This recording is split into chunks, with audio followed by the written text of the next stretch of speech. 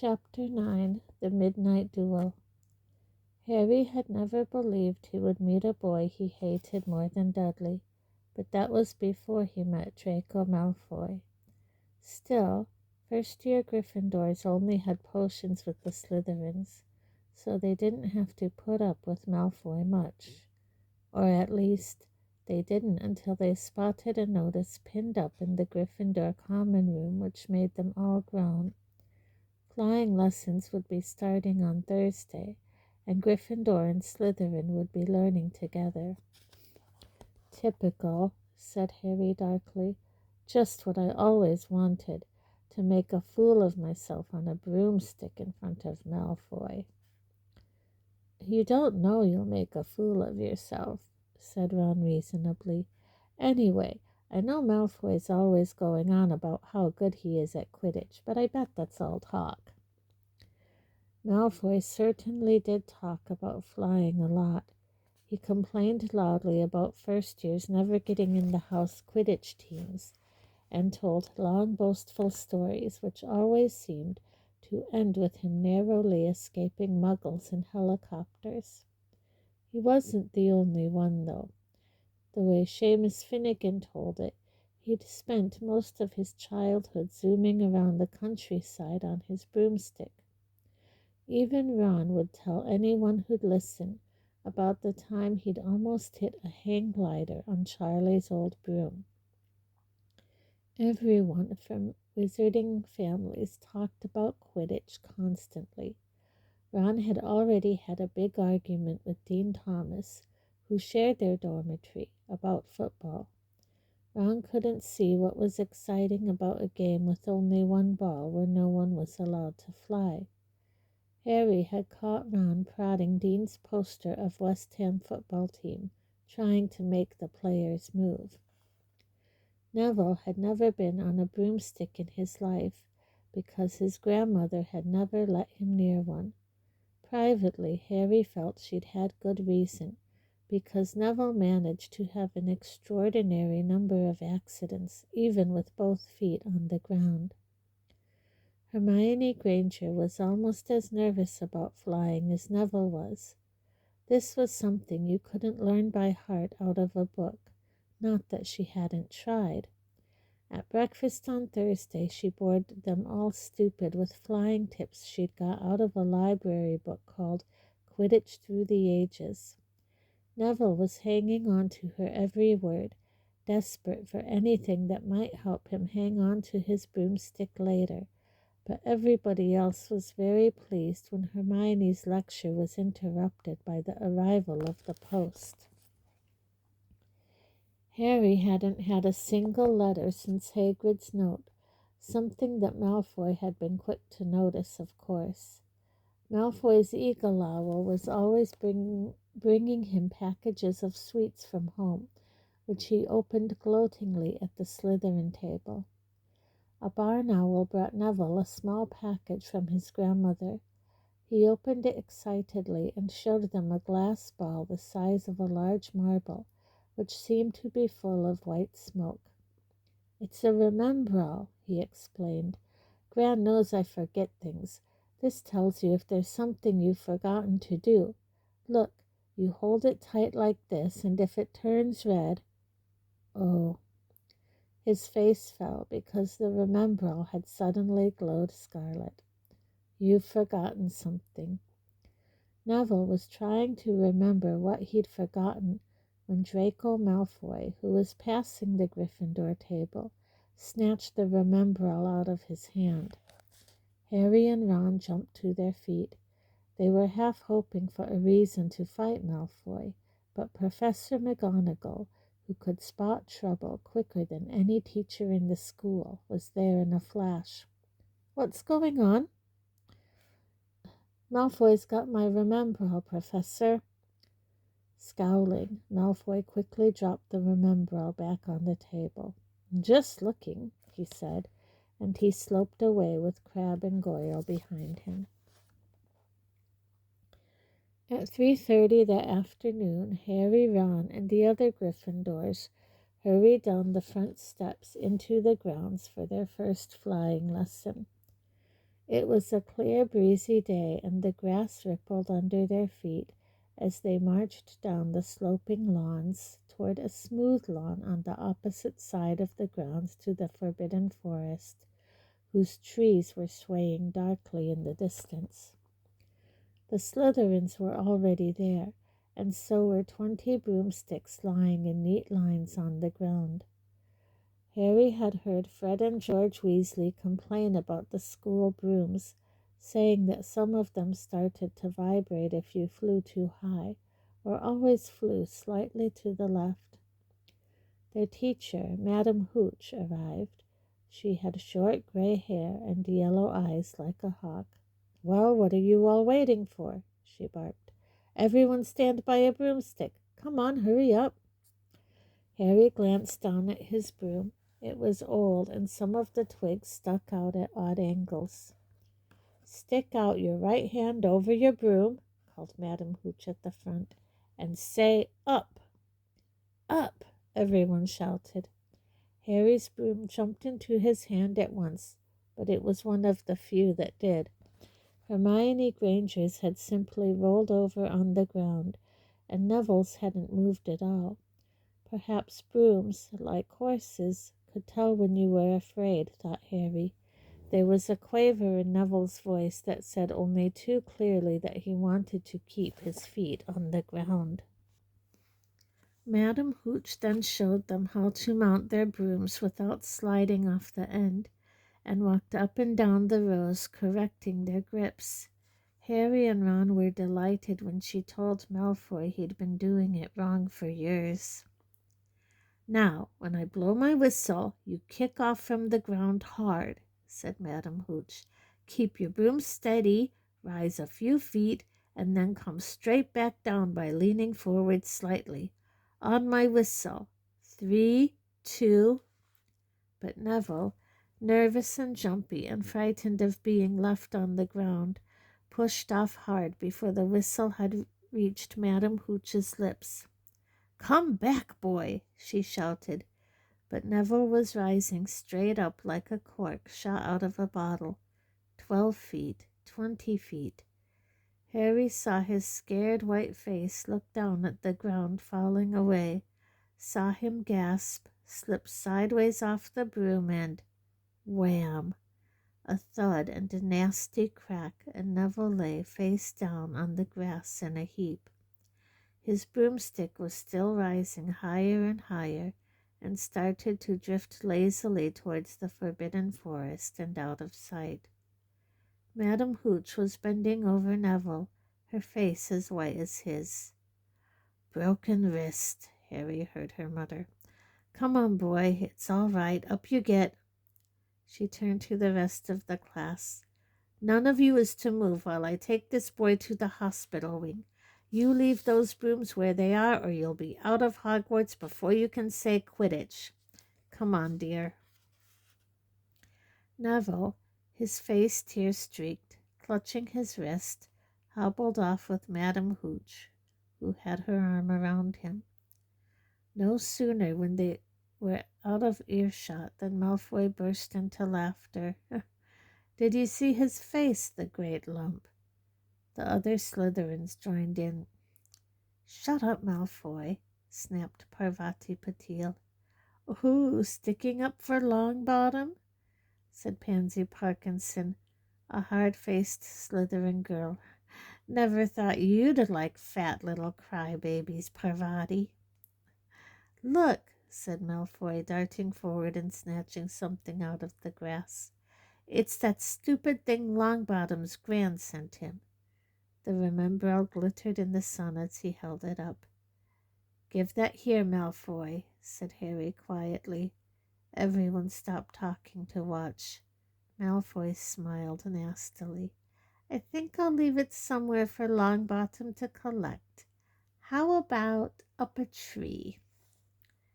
"Give it here," Harry yelled, but Malfoy had leaped onto his broomstick and taken off. He hadn't been lying. He could fly well. Hovering level with the topmost branches of an oak, he called, "Come and get it, Potter." Harry grabbed his broom. No, shouted Hermione Granger. Madam Hooch told us not to move. You'll get us all into trouble. Harry ignored her. Blood was pounding in his ears. He mounted the broom and kicked hard against the ground, and up he soared. Air rushed through his hair and his robes whipped out behind him, and in a rush of fierce joy he realized he'd found something he could do without being taught.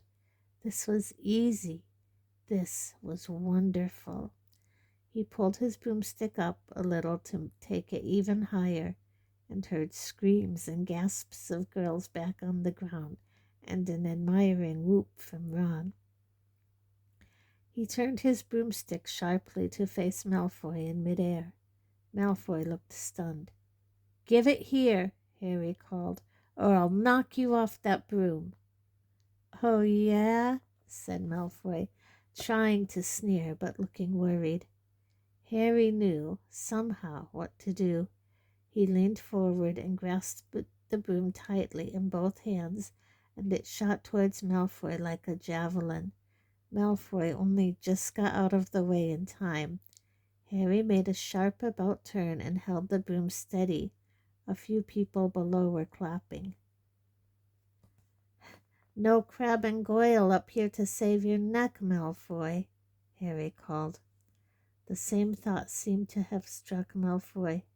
"Catch it if you can, then," he shouted, and he threw the glass ball high into the air and streaked back towards the ground. Harry saw, as though in slow motion, the ball rise up in the air and then start to fall. He leaned forward and pointed his broom handle down.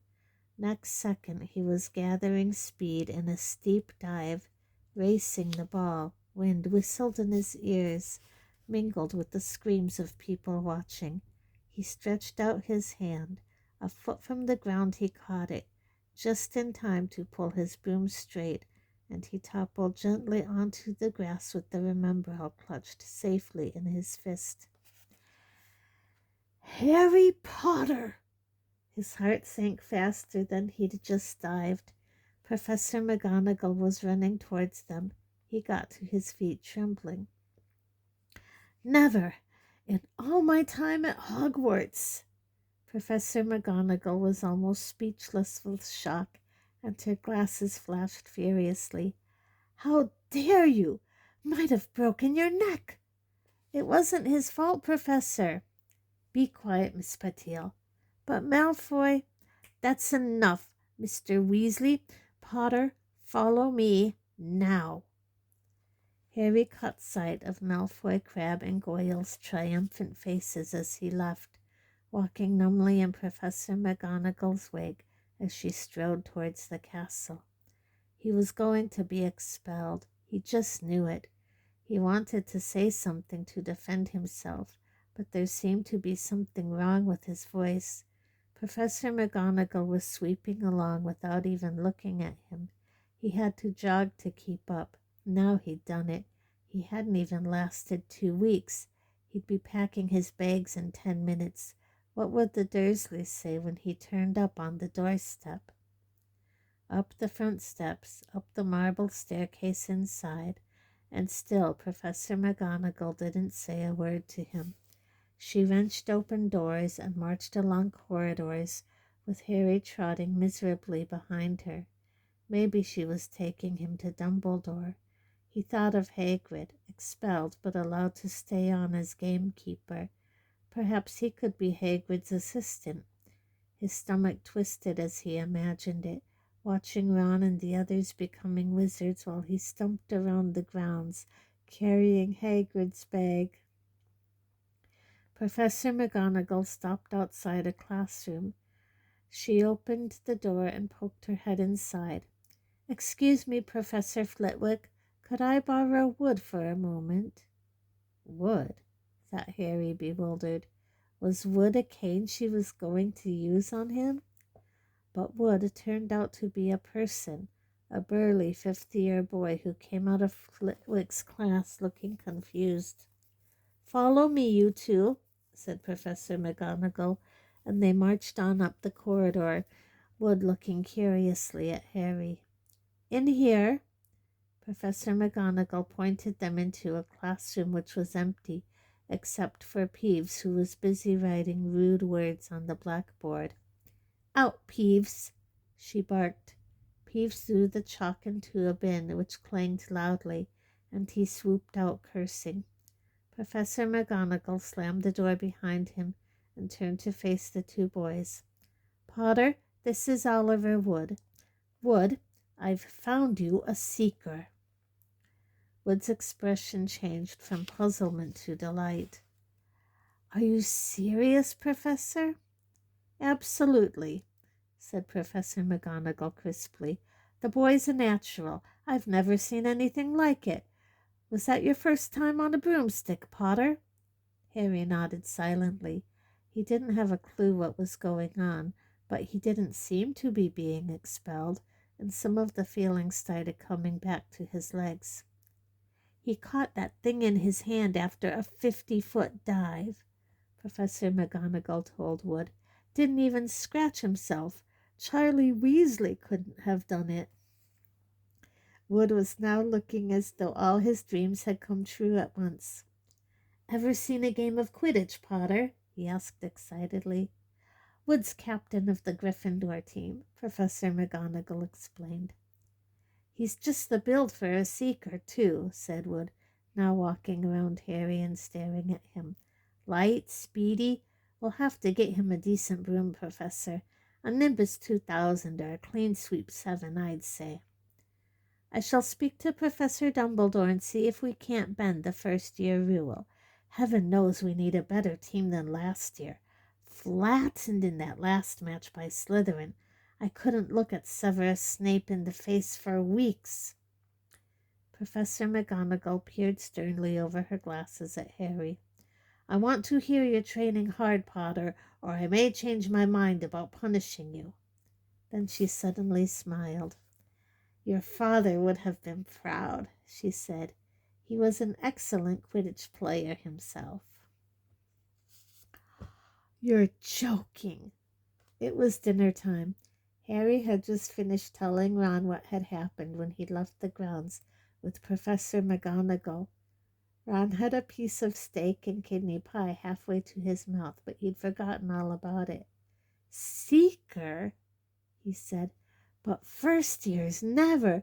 You must be the youngest house player in about a century, said Harry, shoveling pie into his mouth. He felt particularly hungry after the excitement of the afternoon. Wood told me. Ron was so amazed, so impressed, he just sat and gaped at Harry. I start training next week, said Harry. Only don't tell anyone. Wood wants to keep it a secret. Fred and George Weasley now came into the hall, spotted Harry, and hurried over. Well done, said George in a low voice. Wood told us. We're on the team, too. Beaters. I tell you, we're going to win that Quidditch Cup for sure this year, said Fred. We haven't won since Charlie left, but this year's team is going to be brilliant. You must be good, Harry. Wood was almost skipping when he told us. Anyway, we've got to go. Lee Jordan reckons he's found a new secret passage out of the school. Bet it's that one behind the statue of Gregory the Smarmy that we found in our first week. See you. Fred and George had hardly disappeared when someone far less welcome turned up. Malfoy, flanked by Crabbe and Goyle. Having a last meal, Potter? When are you getting the train back to the Muggles? You're a lot braver now you're back on the ground and you've got your little friends with you, said Harry coolly. There was, of course, nothing at all little about Crabbe and Goyle, but as the high table was full of teachers, neither of them could do more than crack their knuckles and scowl.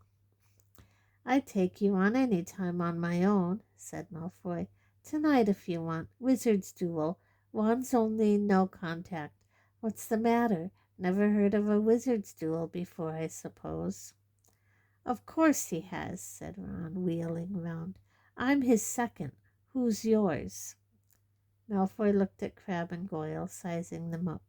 Crabbe, he said, Midnight all right? We'll meet you in the trophy room. That's always unlocked. When Malfoy had gone, Ron and Harry looked at each other. What is a wizard's duel? Said Harry. And what do you mean you're my second? Well, a second's there to take over if you die, said Ron casually, getting started at last on his cold pie. Catching the look on Harry's face, he added quickly, but people only die in proper duels, you know, with real wizards. The most you and Malfoy will be able to do is send sparks at each other. Neither of you knows enough magic to do any real damage. I bet he expected you to refuse anyway. And what if I wave my wand and nothing happens? Throw it away and punch him on the nose, Ron suggested. Excuse me. They both looked up. It was Hermione Granger. Can't a person eat in peace in this place? Said Ron. Hermione ignored him and spoke to Harry. I couldn't help overhearing what you and Malfoy were saying. Bet you could, Ron muttered. And you mustn't go wandering around the school at night. Think of the points you'll lose Gryffindor if you're caught, and you're bound to be. It's really very selfish of you. And it's really none of your business, said Harry. Goodbye, said Ron. All the same, it wasn't what you'd call the perfect end to it, the day, Harry thought, as he lay awake much later listening to Dean and Seamus falling asleep. Neville wasn't back from the hospital wing. Ron had spent all evening giving him advice such as, if he tries to curse you, you'd better dodge it, because I can't remember how to block them. There was a very good chance they were going to get caught by Filch or Mrs. Norris, and Harry felt he was pushing his luck, breaking another school rule today. On the other hand, Malfoy's sneering face kept looming up out of the darkness. This was his big chance to beat Malfoy face to face. He couldn't miss it.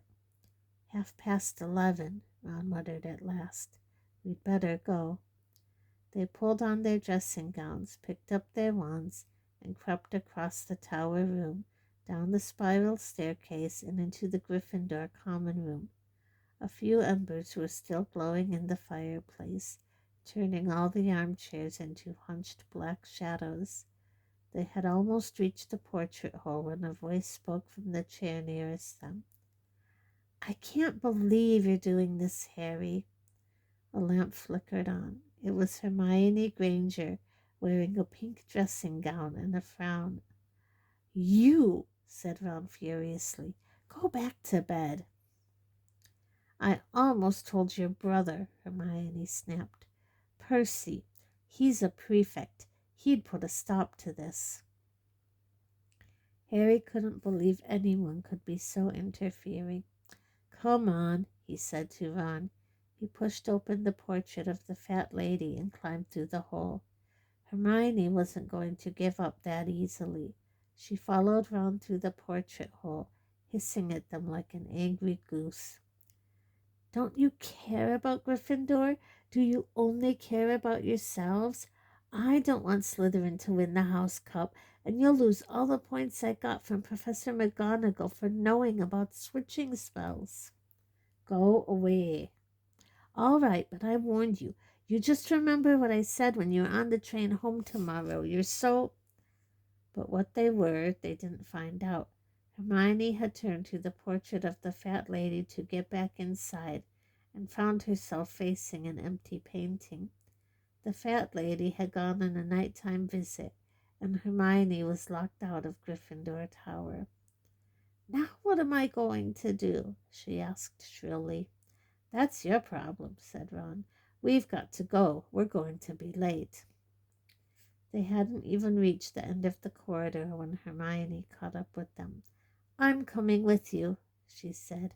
You are not? Do you think I'm going to stand out here and wait for Filch to catch me? If he finds all three of us, I'll tell him the truth, that I was trying to stop you, and you can back me up. You've got some nerve, said Ron loudly. Shut up, both of you, said Harry sharply. I heard something. It was a sort of snuffling. Mrs. Norris, breathed Ron, squinting through the dark. It wasn't Mrs. Norris. It was Neville. He was curled up on the floor, fast asleep, but jerked suddenly awake as they crept nearer.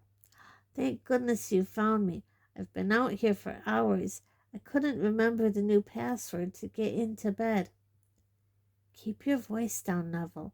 The password's pig snout, but it won't help you now. The fat lady's gone off somewhere. How's your arm? Said Harry. Fine, said Neville, showing them. Madame Pomfrey mended it in about a minute. Good. Well, look, Neville, we've got to be somewhere. We'll see you later. Don't leave me, said Neville, scrambling to his feet. I don't want to stay here alone. The bloody Baron's been past twice already. Ron looked at his watch and then glared furiously at Hermione and Neville. If either of you get us caught, I'll never rest until I've learned that curse of the bogies Quirrell told us about and used it on you. Hermione opened her mouth, perhaps to tell Ron exactly how to use the curse of the bogies, but Harry hissed at her to be quiet and beckoned them all forward. They flitted along corridors striped with bars of moonlight from the high windows. At every turn Harry expected to run into Filch or Mrs. Norris, but they were lucky. They sped up a staircase to the third floor and tiptoed towards the trophy room. Malfoy and Crabbe weren't there yet. The crystal trophy cases glimmered where the moonlight caught them. Cups, shields, plates, and statues winked silver and gold in the darkness. They edged along the walls, keeping their eyes on the doors at either end of the room. Harry took out his wand in case Malfoy leaped in and started at once. The minutes crept by. He's late. Maybe he's chickened out, Ron whispered. Then a noise in the next room made them jump. Harry had only just raised his wand when they heard someone speak, and it wasn't Malfoy. Sniff around, my sweet. They might be looking in a corner. It was Filch speaking to Mrs. Norris. Horror-struck, Harry waved madly at the other three to follow him as quickly as possible. They scurried silently towards the door, away from Filch's voice. Neville's robes had barely whipped round the corner when they heard Filch enter the trophy room. They're in here somewhere, he heard them mutter, probably hiding. This way, Harry mouthed to the others, and petrified they began to creep down a long gallery full of suits of armor. They could hear Filch getting nearer. Neville suddenly let out a frightened squeak and broke into a run. He tripped, grabbed Ron around the waist, and the pair of them toppled right into a suit of armor. The clanging and crashing were enough to wake the whole castle. Run! Harry yelled, and the four of them sprinted down the gallery, not looking back to see whether Filch was following. They swung around the doorpost and galloped down one corridor, then another, Harry in the lead without any idea where they were or where they were going. They ripped through a tapestry and found themselves in a hidden passageway, hurtled along it, and came out near their chimes classroom, which they knew was miles from the trophy room. I think we've lost him, Harry panted, leaning against the cold wall and wiping his forehead. Neville was bent double, wheezing and spluttering. I told you, Hermione gasped, clutching at the stitch in her chest. I told you. We've got to get back to Gryffindor Tower, said Ron, quickly as possible. Malfoy tricked you, Hermione said to Harry. You realize that, don't you? He was never going to meet you. Filch knew someone was going to be in that trophy room. Malfoy must have tipped him off. Harry thought she was probably right, but he wasn't going to tell her that. Let's go. It wasn't going to be that simple.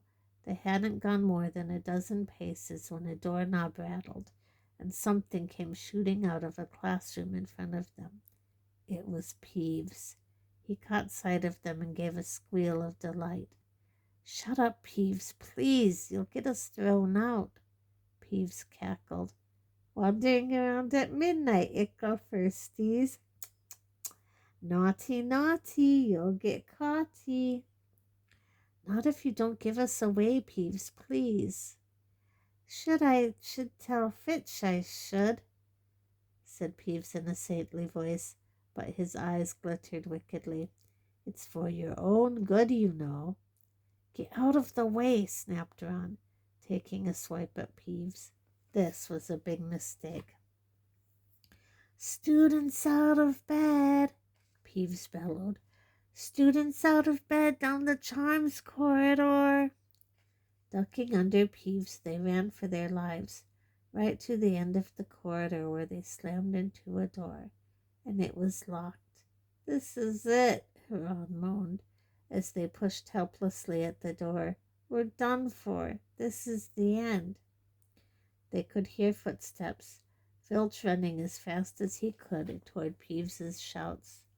Oh, move over, Hermione snarled. She grabbed Harry's wand, tapped the lock, and whispered, Alohomora.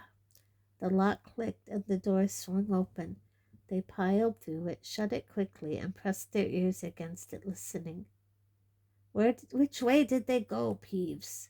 Filch was saying. Quick, tell me. Say, please. Don't mess me about, Peeves. Now, where did they go? Shan't say nothing if you don't say please, said Peeves in his annoying sing-song voice.